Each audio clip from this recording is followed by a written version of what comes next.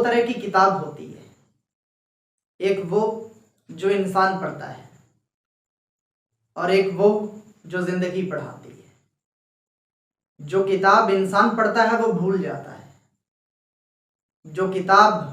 زندگی پڑھاتی ہے وہ انسان کبھی نہیں بھولتا، کیونکہ جو کتاب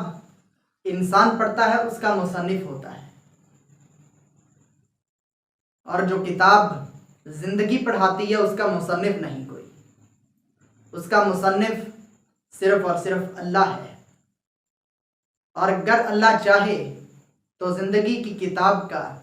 جو مشکل ترین ورق ہوتا ہے اس کو پھاڑ کے آسان ترین ورق وہاں پہ رکھ سکتا ہے، وہاں پہ لگا سکتا ہے، اور وہاں سے انسان کی تقدیر بدل جاتی ہے۔ ہمیشہ دعا کیجئے کہ یا الہی جو کتاب زندگی کی ہے اس میں ورق آسان رکھنا، کیونکہ گر ورق مشکل ہوئے تو امتحان بڑے سخت ہوتے ہیں، تجربے بڑے سخت ہوتے ہیں، اس لیے